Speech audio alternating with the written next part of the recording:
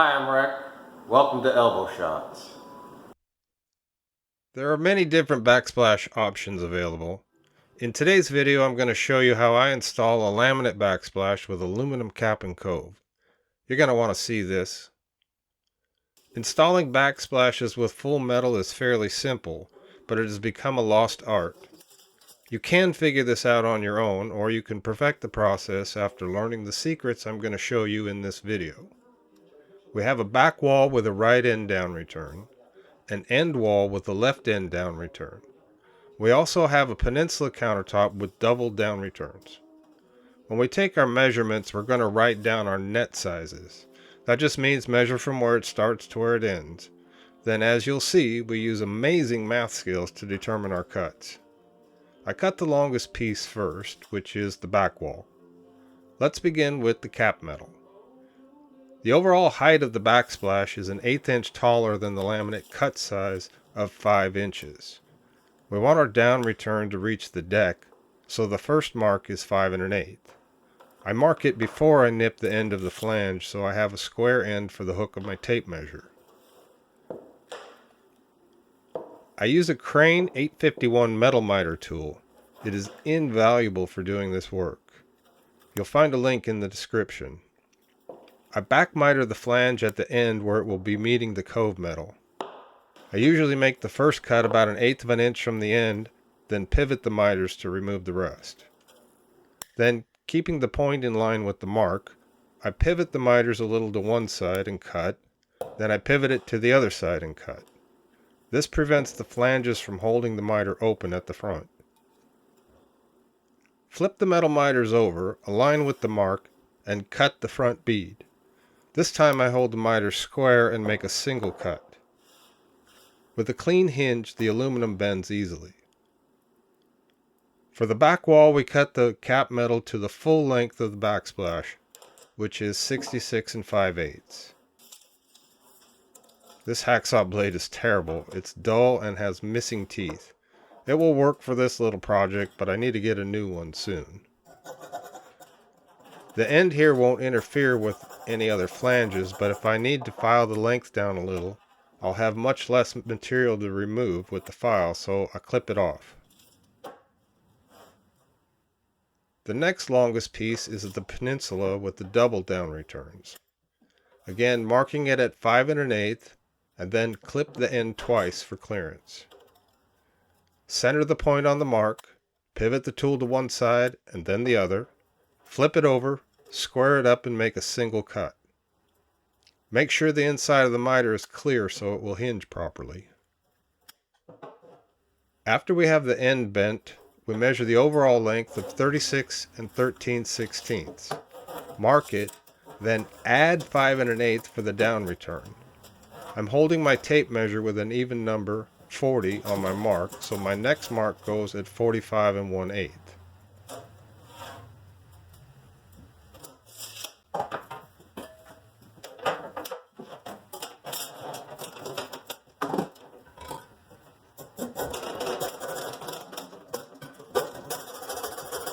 I definitely need a new blade.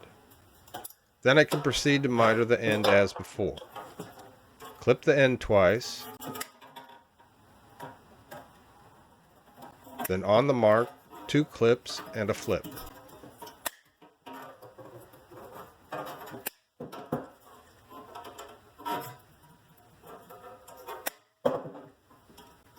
Make sure the hinge is clear and bend it down. This piece will go over here on the peninsula. The next one is the end splash, which will be fitted to the back wall splash. The soft aluminum can get distorted easily. Sometimes I have to tweak it a little to straighten it up. The same procedure is used to bend the end here.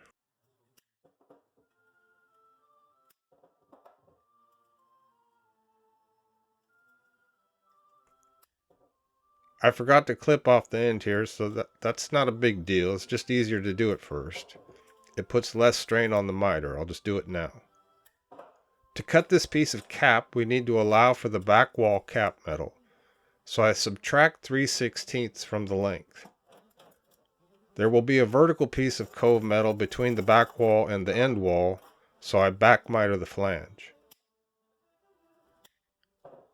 Now for the Cove metal. Again, we begin with our longest piece, the back wall. The flange got bent in transit, so I straighten it with a pair of pliers so it will sit flat in the miter box.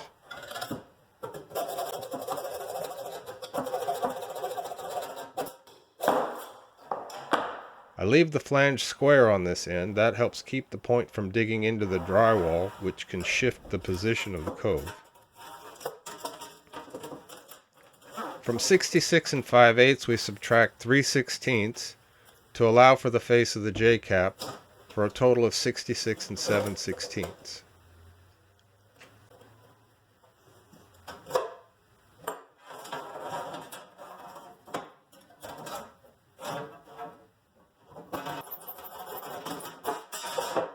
Clip the back flange on the outside end where it meets the cap metal at the down return.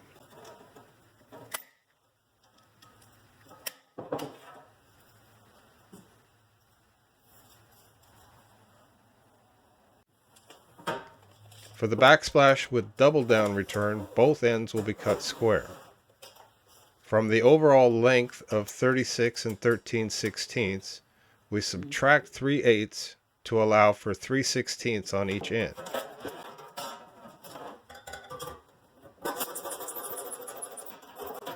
Then miter clip the flanges where they will meet the cap.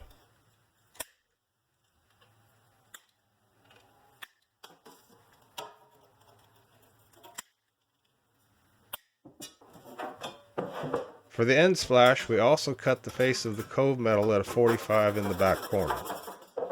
Subtract 3/16 from the total length of 24 and 15/16, leaving 24 and 3/4.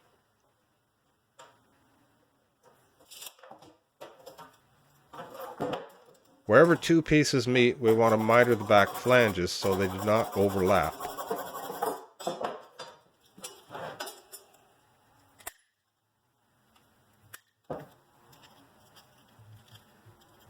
We're going to need a piece of Cove between the back wall and the side wall.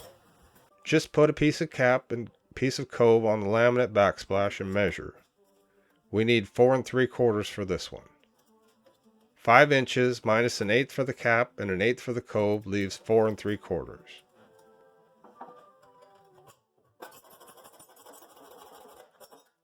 Then back miter both ends.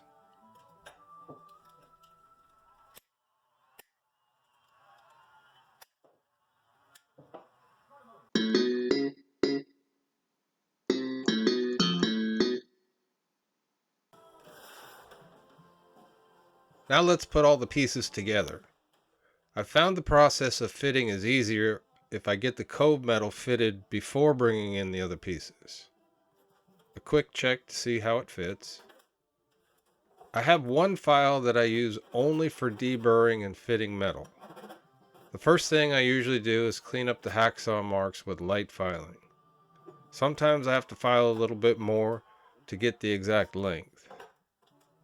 I usually begin at the miter and work outward to the ends. I can clean up the miter here so there aren't any gaps. This one is a little long, so I'll hit it with the file some more to get it just right. Using the J-cap, I can see that it's close enough to proceed.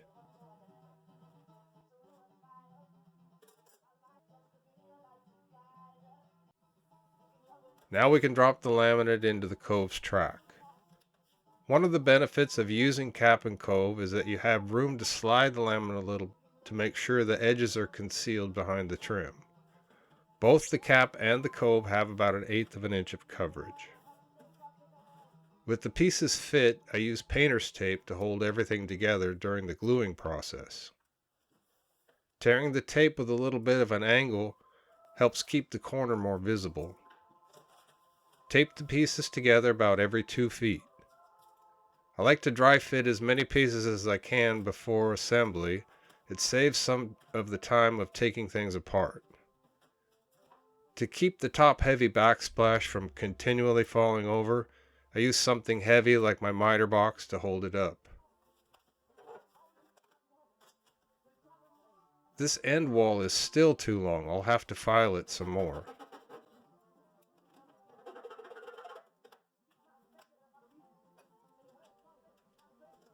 Deburring the ends of this little piece is usually all it takes to fit it.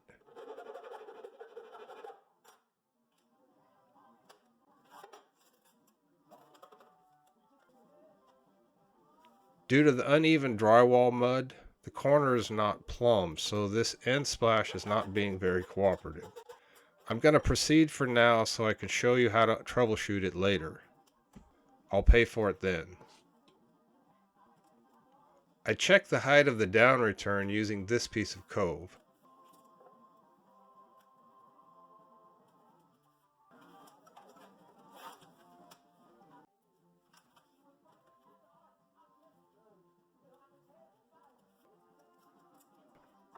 I could throw another piece of tape on here to keep it together, but I think it will work this way.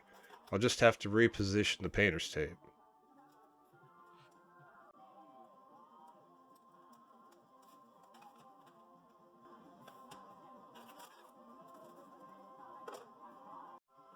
This standalone splash will be the easiest to fit as there are only two joints where cap meets Cove. This is pretty close, so I just need to clean up the end cuts.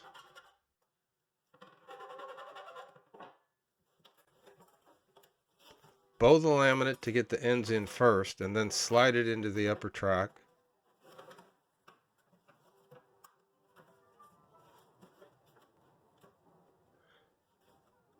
Then put the Cove on. The down return is a little too long, which is easily corrected with a file. It's easier to file down a little excess than it is to have to recut a new piece.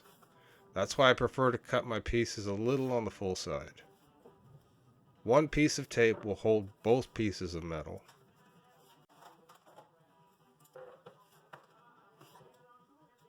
This splash is about 3 feet long, so I tape it in the center as well. I prefer to use the laminate splash without metal to mark the wall for the glue line, but if I don't get it done ahead of time, I can tip the assembled unit and angle the pencil tip to keep the line concealed. Then just slide it back and forth to mark the ends. I use the same contact cement that I used for the edges and decks to bond the splashes to the walls. Spread the adhesive evenly and all the way out to the edges. I used to use a regular bristled paintbrush or a 3-inch roller for backsplashes, but this works too. The backsplash itself shields the countertop from getting glue on it, but the shape of the roller and the thickness of the Cove metal leaves a void along the bottom edge. Using a scrap of laminate and my foam brush, I finish spreading adhesive.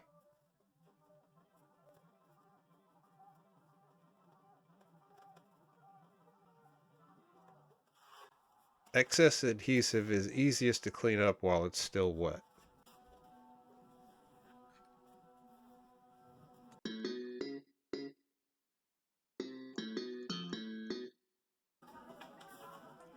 Now here we'll finish, and I'll show you how to make some corrections. Make sure you have the splash in the right place and lightly give it a fist bump, then roll it. I pull the tape off right away. There's no sense in rolling it tight to the assembly at this point. If the metal's not quite tight, you can close gaps with a hammer and a block of wood. You don't want to strike the face of the metal. It's very soft and it gets dinged up easily. Apply the pressure to the flange area. A bead of caulking is not usually necessary, but it is a simple way to give extra protection behind the sink. I'm going to set this back wall immediately, so I'm not concerned about knocking the caulking down flat. I'm smearing it down to make sure there are no holes in the bead. In fitting 2 or more pieces together, I get them in place before applying pressure to the glued pieces. I said I'd show you how to troubleshoot this uncooperative end panel. Well, here we are. It's much easier to take care of these issues during fitting, but can be done at this point. This is an old apartment building. There is a buildup of drywall mud in this corner that is keeping the back wall from sitting plumb. I'll have to make an adjustment to make this corner right. Pull the tape off, remove the corner bead, and re-scribe the end. The pencil didn't give me a very good line, so I'll use a pen for better visibility. Okay, I'm going to have to dig in a little deeper and take the metal off. The aluminum is soft and easily distorted, so use caution pulling it apart. The metal should come off easily, but if glue seeps in under the edge, it can be a little challenging. If there isn't too much seepage, you can break the bond with a utility knife. The more adhesive that gets in there, the more knife work required. After removing the metal, I re-scribed the inside corner. You can see where the back flange from the cap on the other splash pushes it out even further at the top. Zip it off with the shears and dry fit it again. That looks pretty tight. Now that I've shortened the laminate, I'll have to shorten the cap. That's too much to file down, so I took it back to the miter box. The dry fit looks good, so I'll see how the whole assembly goes together. It's probably still too long, but it's within the tolerances of working with this trim, so I'm going to continue on. Here I'm using the square end of my file to push the Cove metal tight into the corner. Give it a fist bump and roll it. I use the block of wood to seat the Cove piece between the splashes, and I also use it to level the top line in the corner. Make sure you use a square-edged block. Roll it well, paying particular attention to the ends. I don't usually have to use the block this much, but these walls are heavily textured and were not especially flat to begin with. Rolling and tightening the Cove are typically sufficient. With the block of wood, I seat the Cove against the countertop. If you look closely, you can see it tighten down. On this other splash, I had an issue with a hump in the center of the countertop. I couldn't get everything to fit together, so I pulled it back off.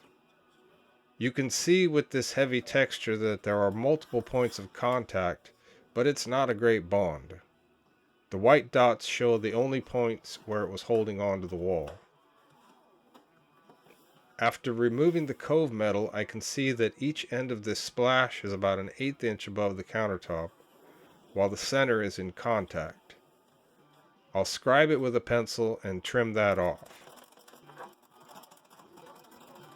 Then reassemble the unit by putting the Cove back on.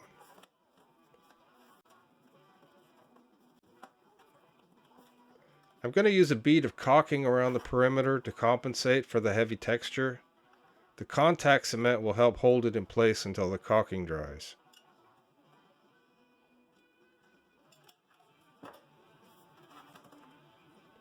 Rolling it flattens the bead.